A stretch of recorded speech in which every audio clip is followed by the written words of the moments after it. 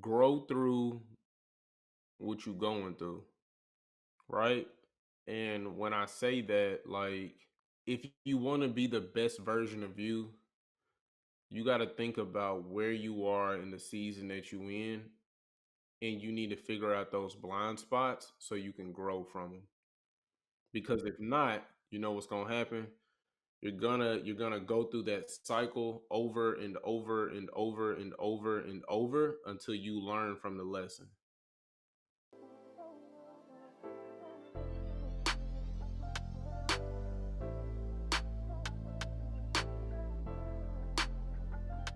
Welcome to the Mindset on Resilience podcast. I'm your host, Daniel Truelove, and I am excited for the guest that we have the opportunity to learn from today. He is world renowned, someone that I have the honor and pleasure of calling a friend of mine, a colleague that I can always call when I have questions. Man, he's a wealth of knowledge. And as you will see, the journey that he's traveled through in life, the things that he's been able to overcome, is the reason why he is assisting thousands of people, whether it be students, educators, his children, family members, everybody. He's just one of those individuals that you love to have in your corner. He is a father, first and foremost. He is an author and he's a professional speaker. He is none other than Mr. Logan. Why be normal when you can be extraordinary? Taylor, my man, how you doing? Daniel, man, thank you for the opportunity, bro. It's a privilege and an honor, man. Thank you. How you doing? Oh man, I'm doing good. I'm excited just to, have this conversation with you. We have conversations all the time, but this is the opportunity for others that may not have been introduced to you yet, just to learn more of, we have these uh, pictures that we can paint of people when it comes to we see the Instagram and how life looks or how we assume life is for them, but this allows us to go, kind of behind the hood a little bit and unpack and uncover, more parts of your journey. So I'm excited about that, and I can't wait to dive in a little bit deeper. Absolutely, man. It's a thank you, man, for real. I really appreciate it, man. Let's get into it. Let's do it. And so I want to start here because one of the things that I know is the most important part of your life is the title of father. You have three amazing, beautiful children. Do you mind sharing with us for a moment what is it like to be a father, and what does fatherhood mean to you?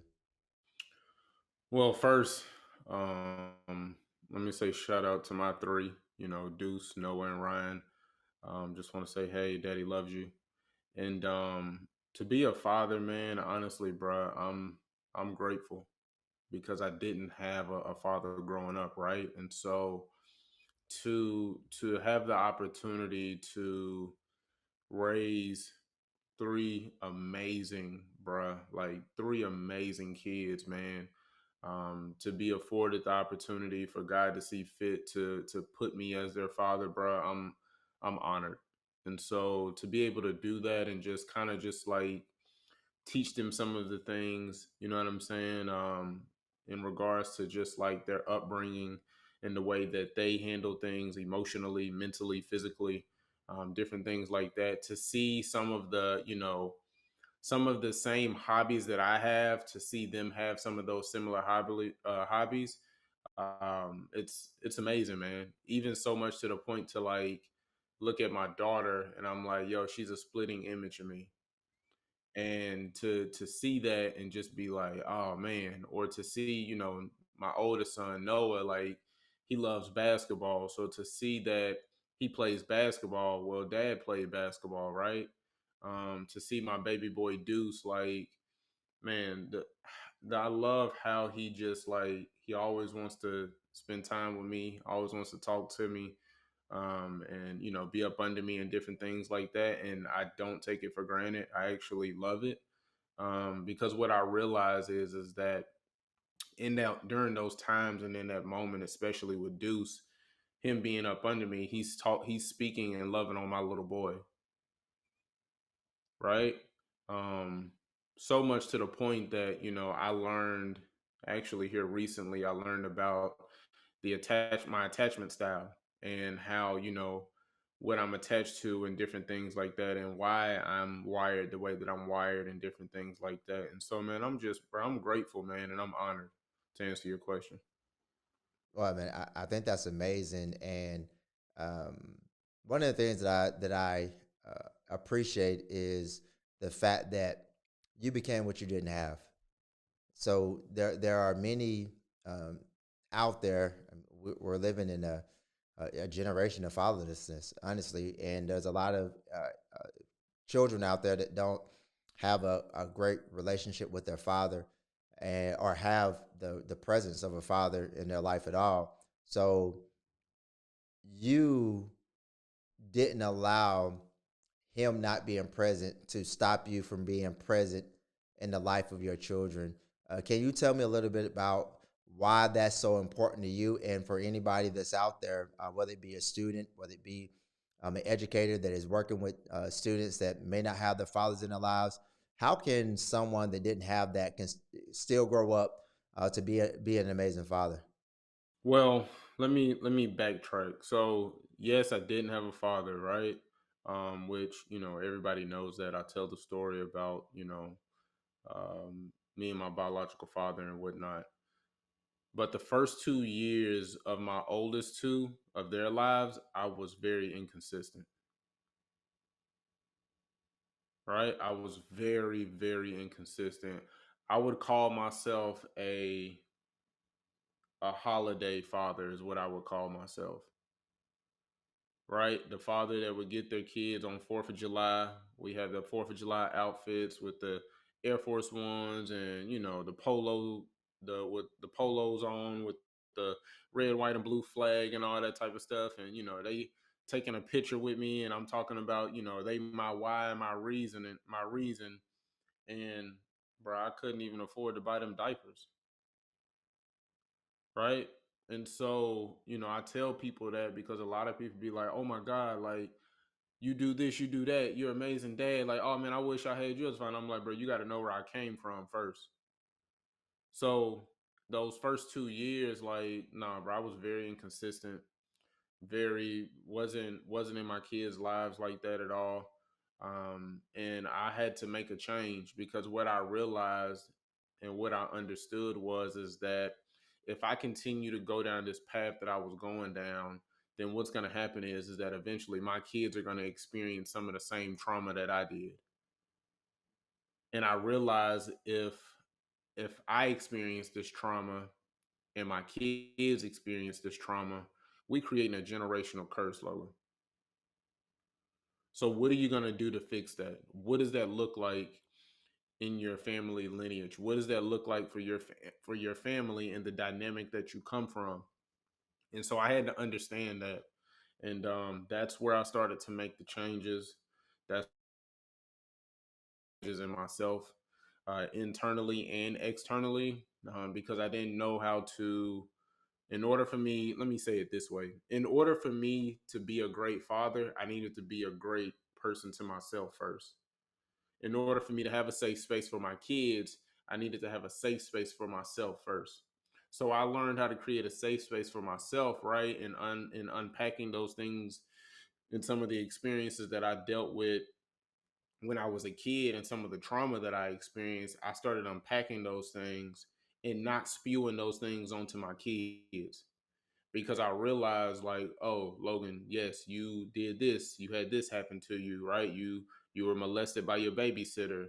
Like, what was the trauma behind that? What was the outcome behind that? Let's unpack that, right?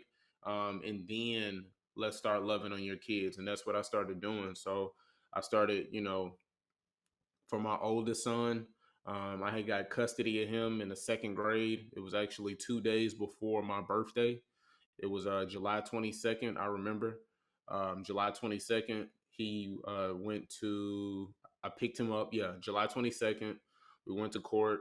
I picked him up from my grandmother's house, and man, all hell went like it was just crazy. Like my family was mad. You know what I'm saying? I had family members hitting me up. his mother was mad, like all of those different things. And man, it was just crazy, man. It was just crazy. And I had to really start pivoting and making some changes because now I had to understand, like, okay, Logan, now you got a kid with you all the time.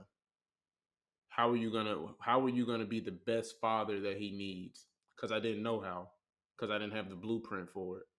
So I had to figure that part out. So that part came into me reading. It came to me studying.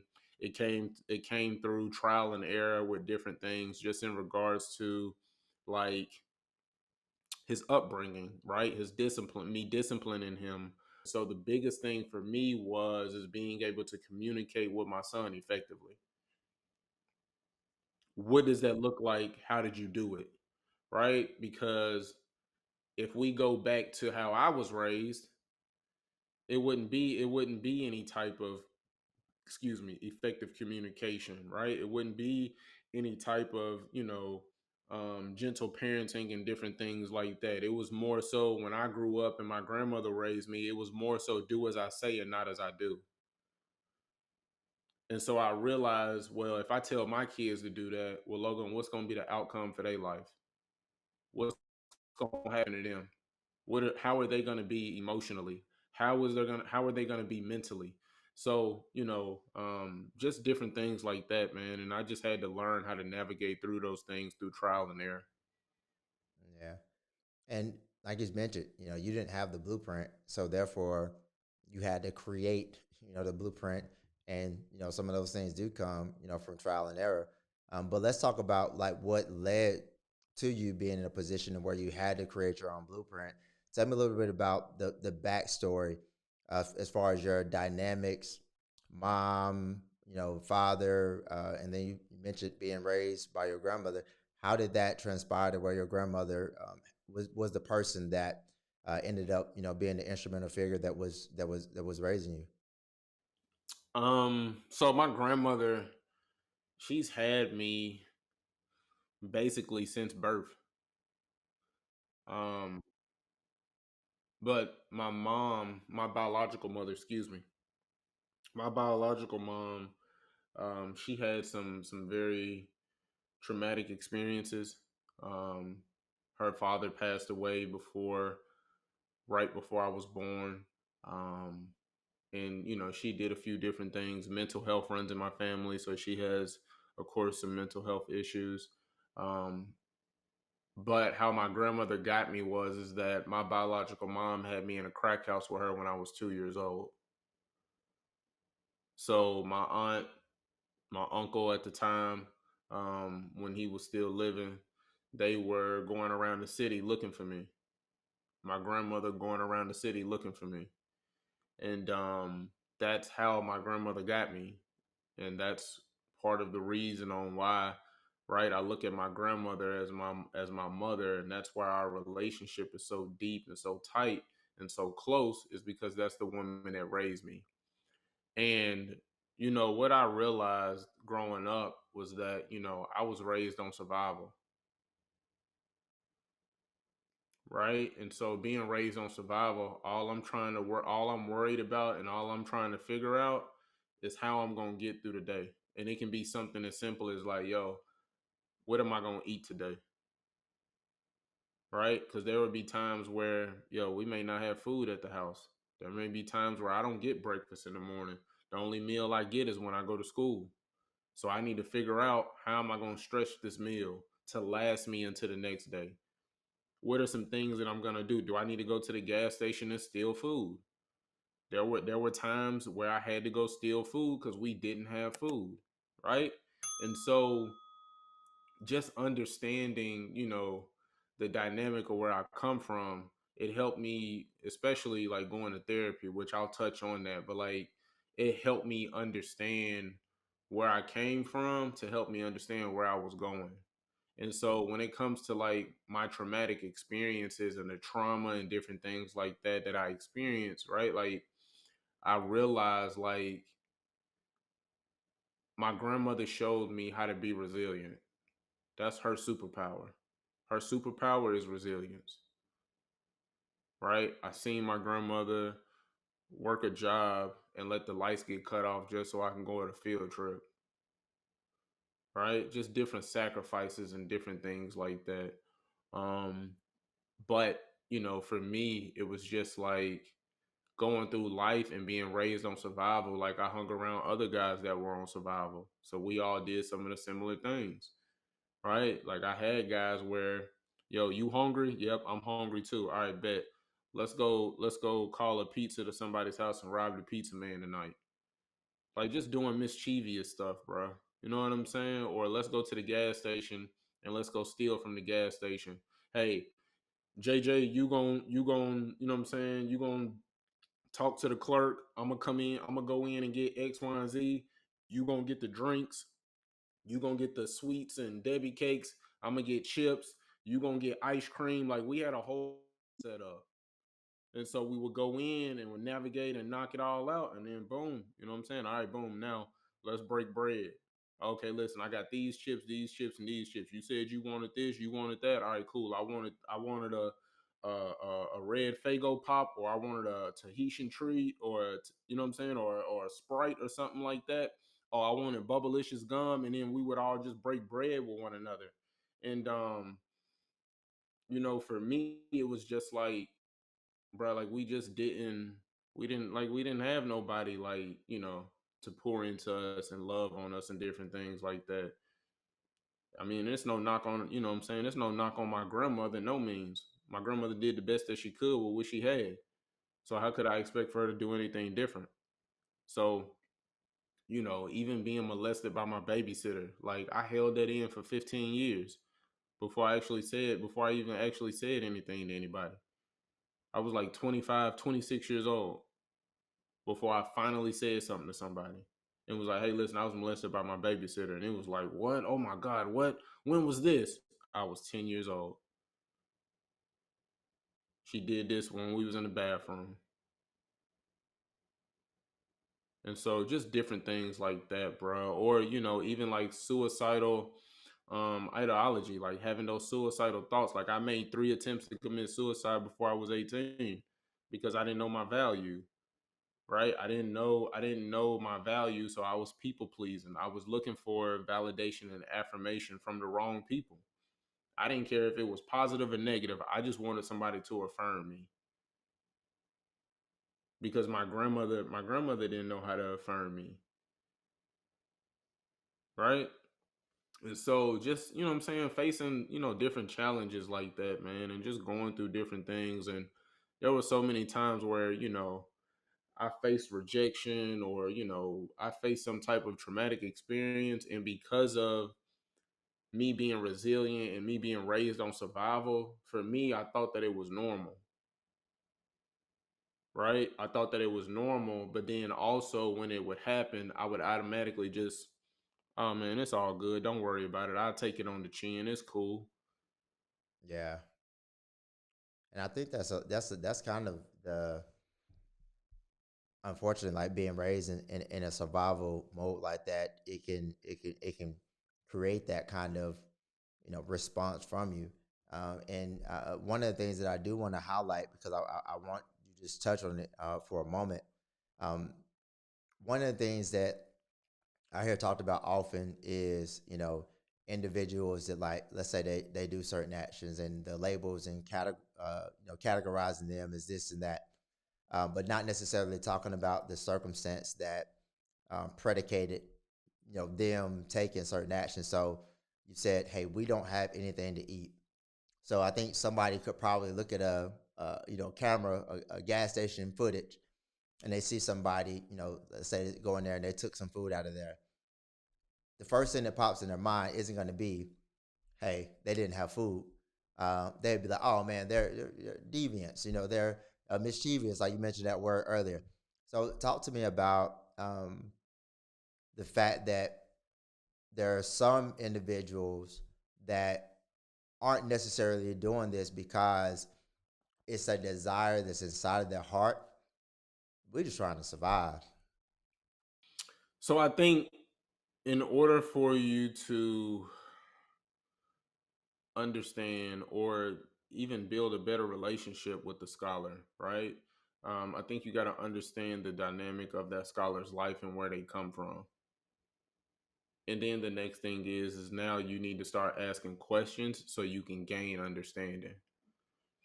And don't ask questions to gain understanding so you can give a response. Gain understanding and ask questions so you can comprehend, right? And so when it comes to those things, like those kids that are raised on survival, for your audience and your community and the people that's watching this, it's asking yourself like, yo, like, why? Like, yo, like, why? Like, don't jump to conclusions, don't jump to judge them or condemn them. Like, ask them like, yo, why did you steal? Like, are you okay? Is there something going on at home? Like, help me understand so that way I can better support you, right? And so I think having that question of why, like, that's so big, because most people, what happens is that you automatically jump to the conclusion of wanting to condemn somebody because, oh, they stole this, they did that, they're some heathens, they, you know what I'm saying, all of those different things. And it's like, yo, like, did you see this kid eat today?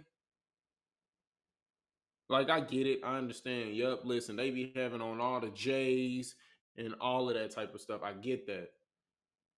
But that's what's on the exterior, not what's on the interior, right? They got the J's on because they don't want to be singled out and they want to be like everybody else. So it makes them look cool when they got all the fresh shoes on, but then you wondering why little Jimmy is on a first grade reading level. Well, to understand why little Jimmy is on a first grade reading level is because he ain't got nobody at home trying to teach him how to read and how to navigate through those things. He probably got his mom out here. She probably on survival too. Because you know what happens is a lot of times, and I had to realize this. The reason why I was having some of the traumatic experiences that I was having was because my mom was depressed. If you want the house to be good, you got to make sure that your mom's happiness is good. Because if her happiness is good, then she's going to pour out happiness into you,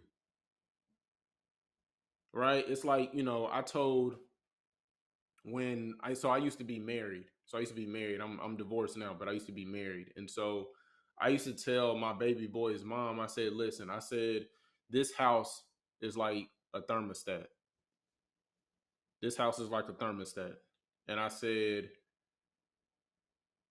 "You control the temperature and the thermometer in regards to how this house operates and works. If you happy, the rest of these kids going to be happy.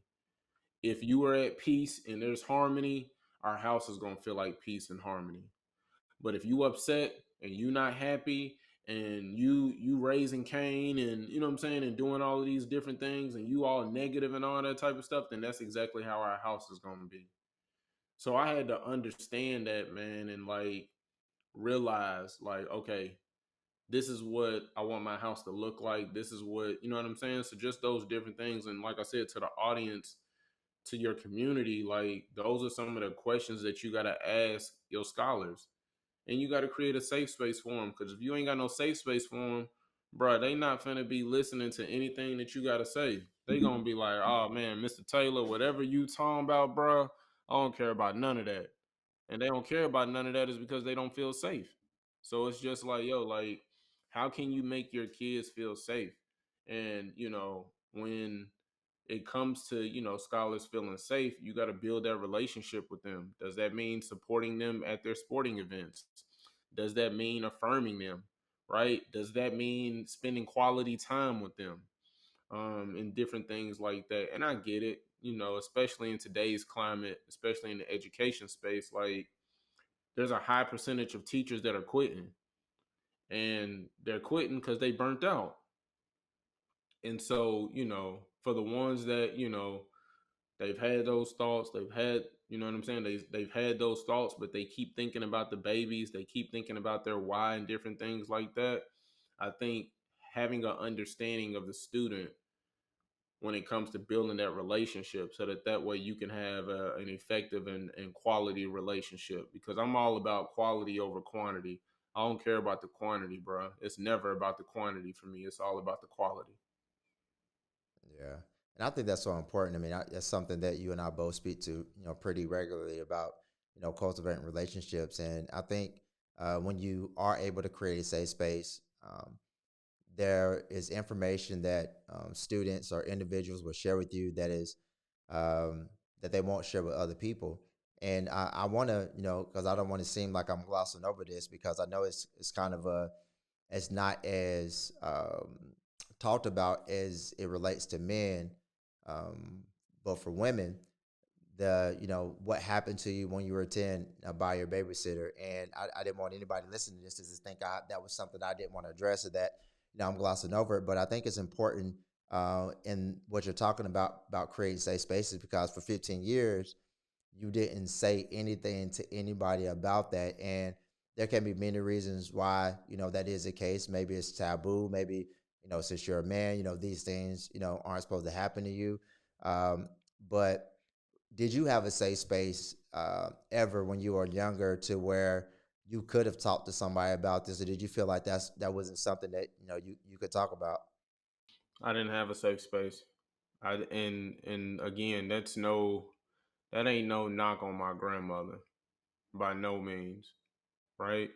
But no, I didn't have a safe space. I didn't have a safe space because that ran in my family. Like, that was something that went on in my family. Like, before it happened to me, it happened to one of my aunts and my uncles. And before it happened to them, it probably happened to one of my grandmother's siblings or cousins or something like that. Like, those things ran in my family. Like, I was talking to my therapist a couple weeks ago in one of our sessions, and I was telling him, I was like, man, you know what? It's really messed up that when I look back and in retrospect, I look back into my family's dynamic.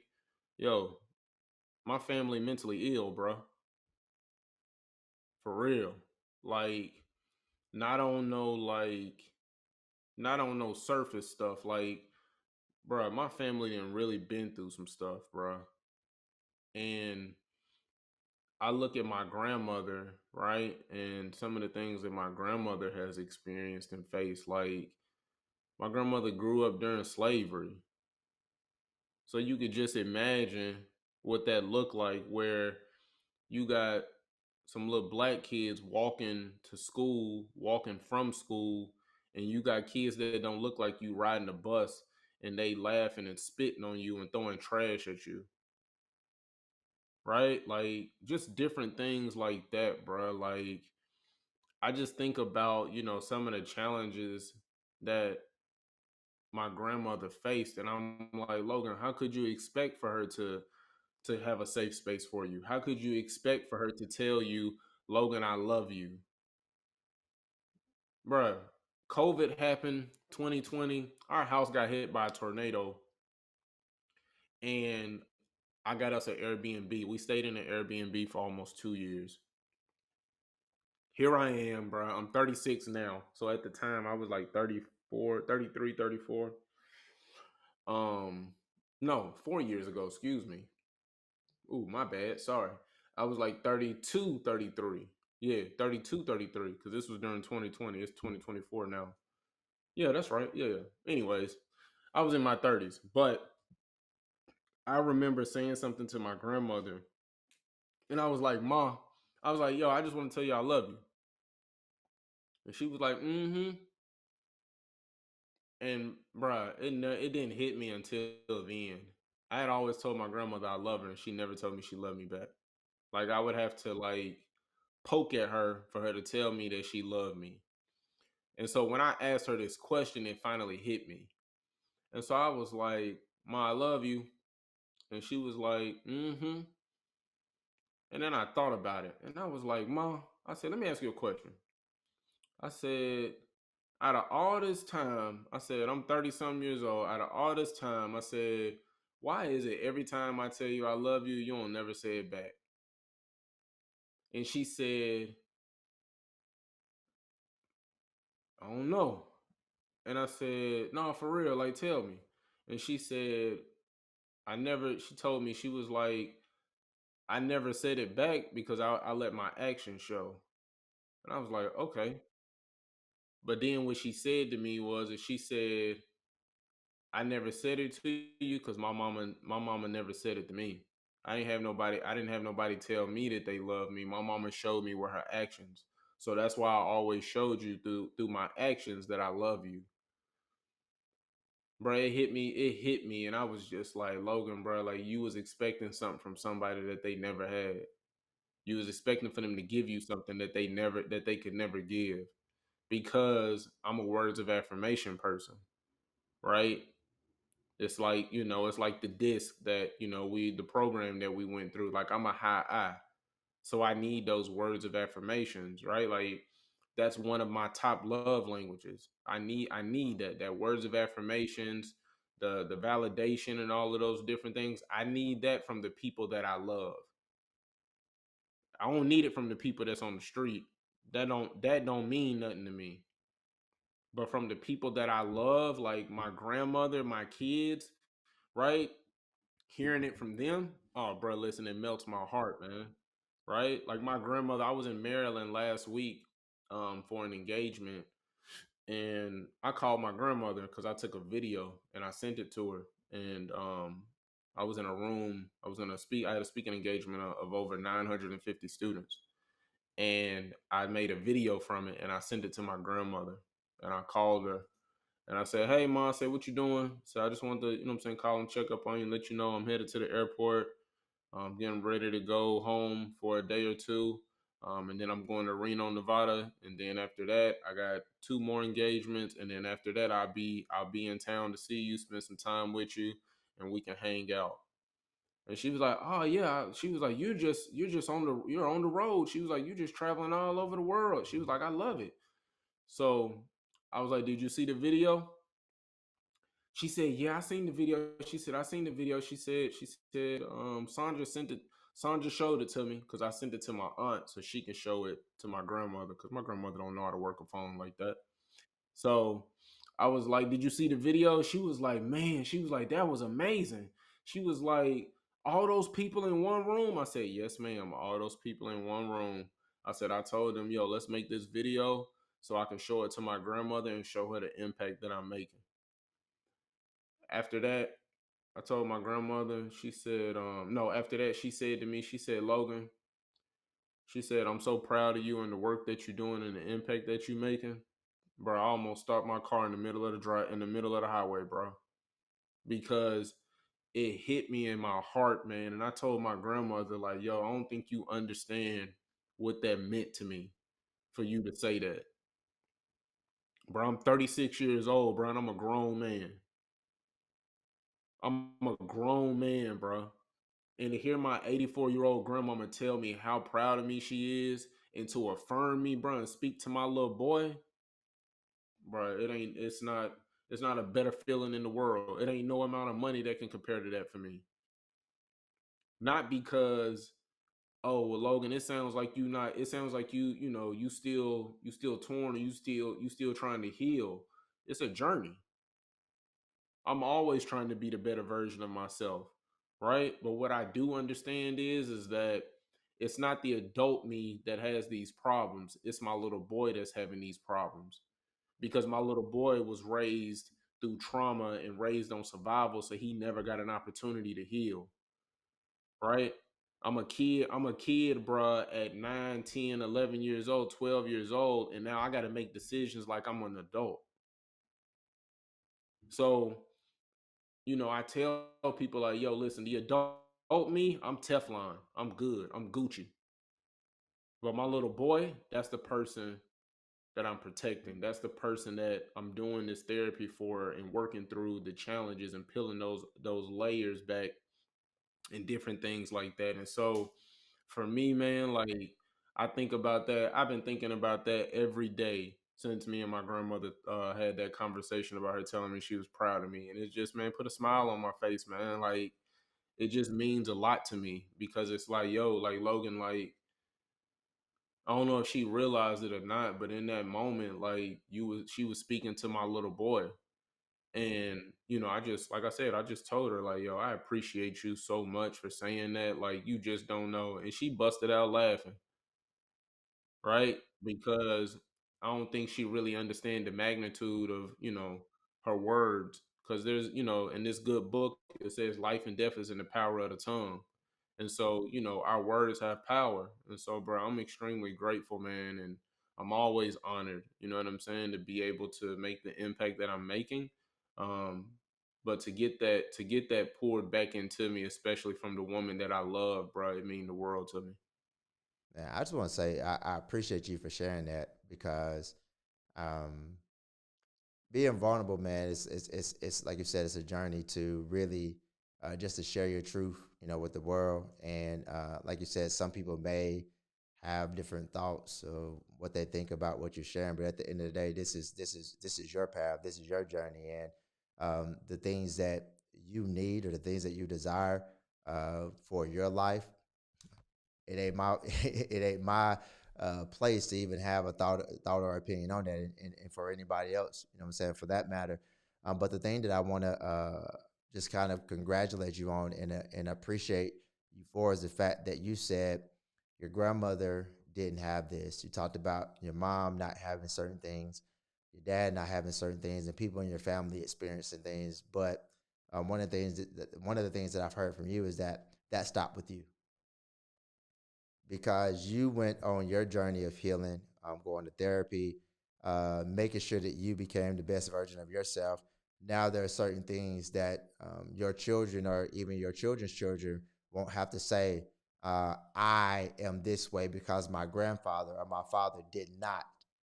Man. And so kudos to you, man. I'm proud of you. Proud of everything that you're doing, man. And I'm most proud that you made a choice to not repeat the cycle. Man, that's dope. That's amazing. Man, appreciate it, man. That's why the podcast is named Mindset on Resilience, right? You gotta have a resilient mindset in order for you to really make an impact in this world, in order for you to live, in order for you to leave your imprint, bro. Like you gotta have a mindset of resilience. If you ain't got a mindset of resilience, you're not gonna make the impact that you need, right? So, I'm a full-time entrepreneur. There's no safety net for me. I don't have a backup plan for a 9 to 5, or I don't have like a trust fund, or or anything like that. Like I don't have that. So I gotta be resilient. I gotta learn. I gotta know how to navigate through the ups and the downs and the challenges of being a CEO and different things like that, right? Even if I didn't have the blueprint, right? But I do know right from wrong, right? I do know, oh, this works, but this doesn't work. So let's remove what doesn't work and add in what does. So for me, man, it's just always been like, Logan, how can you be the best journey? How can you be the best version of you on the journey that you're currently on? Like I was telling my therapist today, we was talking, and we worked on attachment styles. Do you know what that is? So you have like different, so there's 4 different attachment types. And so for me, I'm what they call disorganized, or they call it fearful and avoidant. So with that specific attachment style, like I'm very like I'm avoidant of like certain things and different things like that. I'm disorganized in regards to like relationships and dating and stuff like that. Not now, but like I'm learning more about my attachment style because of I want to heal my little boy. And so I'm learning like, oh, okay, I was people pleasing and being needy because I didn't get it from my biological mother or my biological father. And so, because I didn't get that from them, in turn, it's made me become needy of people that reject me or abandon me. And I feel like, yo, I have to exert myself even more because I can't understand on why you don't like me. I don't get it. Why you don't like Logan? Right? And so though that's one of the things that I'm working through in therapy. And when I say, bro, like my mind has been blown because again, I realized like, yo, the adult me, I'm Teflon. I ain't got no issues or no problems or anything like that. I don't have an issue with communicating. I know how to communicate effectively. I know how to have a safe space for myself, right? All of those different things. Like I'm very self-aware, right? Like my emotional intelligence is very high, different things like that. But my little boy, because of all of the nonsense that I went through and all the trauma that I experienced and all of the things that I wasn't unable to unpack when I was a kid, I had to learn how to do that as an adult. And so it's just been, bro, it's just been a journey, bro. And it's been like, yeah, I was just like, yo, this is crazy. Like it's been amazing, man. I have one question that I would like to ask, and kind of pitting two things together. So you mentioned like the healing the little boy inside of you, but you've also kind of mentioned this journey of growth and how you are now. How has therapy played a role in healing that version of yourself? And what are some of the things that you would say uh, therapy has done to just to help you out in life in general? Woo, man. Therapy changed my life. My therapist saved my life so much to the point that he made me want to become a therapist. So I'm going to school, or actually, I'm starting back. I'm starting back school to get my master's degree so I can be a mental health therapist. And oh man, thank you, bro. I appreciate it. And so he saved my life. I've been going to therapy since 2018. And I only went to therapy, check this out. I only went to therapy because I had a traumatic car accident. So if I never would have went to therapy, bro, none of this trauma that I've unpacked, none of the tools that I've learned when it comes to therapy and different things like that would have never happened. I still would have been the broken, toxic Logan, and different things like that. And going to therapy, man, like it really, really helped me navigate my emotions. It helped me navigate my mental thoughts. It helped me navigate my emotional thoughts, my triggers. It also helped me learn how to communicate effectively and speak up for myself. Man, there's a multitude of things, man. And shout out to my therapist, bruh, Jay Armstrong, like an amazing guy, bruh, like amazing, amazing, amazing, bruh. I wouldn't be I wouldn't be half of the man that I am today if it wasn't for him and us connecting and building in 2018. Because, I went to therapy and I ain't opened up to my therapist for a year and a half. So for a year and a half, bro, I was just wasting money. But there was always something. There was always a little voice in my ear saying, Logan, keep going. Logan, keep going. Logan, keep doing it. Logan, you come on now. Like just try it one more time. Cause there were times where I'd be like, yo, I ain't coming. I ain't showing up. I ain't doing it. I'm good, bro. Cause I kept thinking to myself, like, me going to therapy, and I'm like, yo, I'm letting him in. I'm letting him in my house. I'm letting him into my family business. I'm letting him know about my family history, and I ain't trying to embarrass nobody. And it wasn't until he told me something that, oh wow, that was relatable to something that was going on in my life. Then I was like, wait, what? Oh, you went through that too? Oh, you've experienced that too?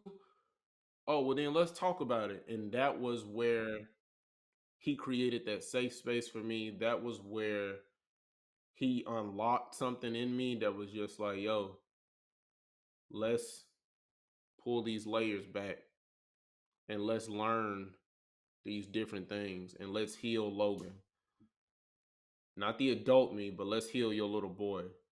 Cause at first that's what I was working on. I was working on the adult me first.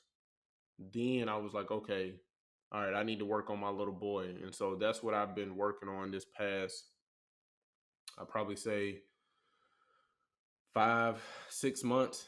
It's been just like, yo, working on my little boy. So, we're meeting once a week and doing those sessions and just working on my little boy, doing those different exercises, doing those different activities, worksheets, books that I'm reading, and different things like that. And it's just like, yo, keep working on your little boy, Logan, because eventually he's gonna be healed, and I'm gonna reach that level that it's like, yo, I'm healed, like fully healed. You know what I'm saying? Like I ain't gotta be scared to be intimate with somebody type healed. You know what I'm saying?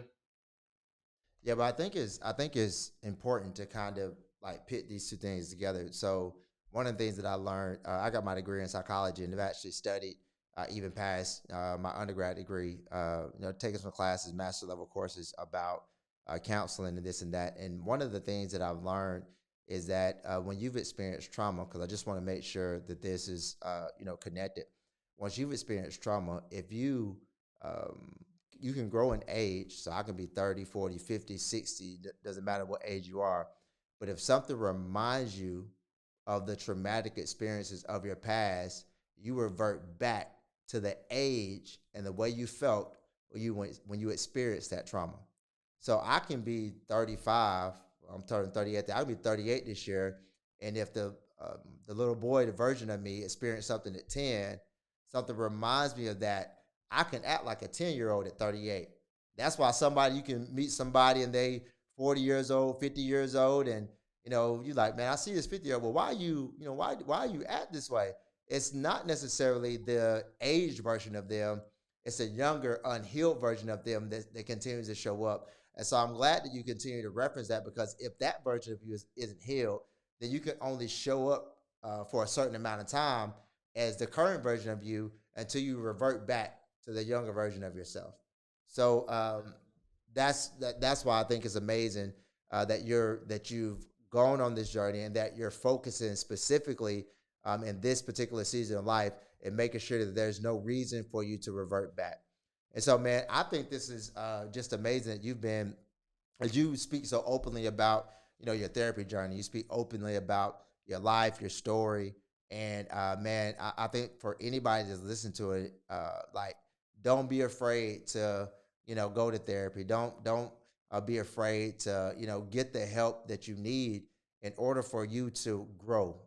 Like, you can be grown, you can be mature, you can be emotionally intelligent, but that doesn't mean that growth has stopped for you. If we're all still here, there's still something that we can grow in. And so the one thing that I'm taking away from this conversation is like, uh, don't stop your growth journey, no matter what it is. And so, man, I got a last question I would love to ask you, if you and it's what type of advice do you have for anybody that's out there? We have a segment that's called Better Days Ahead. And so it's just our encouragement to our audience. And so I would like to ask you, what encouragement do you have for anybody that's listening, that there are better days ahead? Man, I'm gonna piggyback off what you just said. Grow through what you going through, right? And when I say that, like, if you want to be the best version of you, you got to think about where you are in the season that you in, and you need to figure out those blind spots so you can grow from them. Because if not, you know what's gonna happen. You're gonna go through that cycle over and over and over and over and over until you learn from the lesson. And then I also say, don't allow anyone to turn your sky into a ceiling, right? Don't allow anybody to put a cap on how much that you can grow.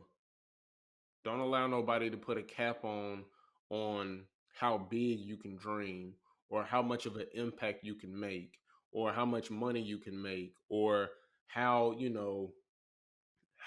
how how in love you can be with a person. Or if there's somebody out there that's like, yo, listen, I'm getting married this year, I ain't got no wife, I ain't got no husband, I ain't got no girlfriend, no boyfriend, but I'm getting married this year. then I need you to be the best version of you. And what does that look like for you in order for you to be married or to have that wife or to have that husband? Because once you're healed and once you're whole, then you are what you attract. So if you healed, what you think you're gonna attract? You're gonna attract a healed person. But if you toxic, you're gonna attract toxicity. And so, man, I just think being able to, navigate through that and just, grow through what you're going through and don't allow anybody to turn your ceiling, excuse me, don't allow anybody to turn your sky into a ceiling. I love it. I love it. Man, I just say I appreciate you so much. And then we end our segment on the wisdom and advice that we just received. So for anybody out there, grow through what you go through. Don't let anybody turn your sky into a ceiling. My man Logan from YB Normal, I appreciate you so much. Thank you so much for your time. This is another segment of Mindset on Resilience. We're out.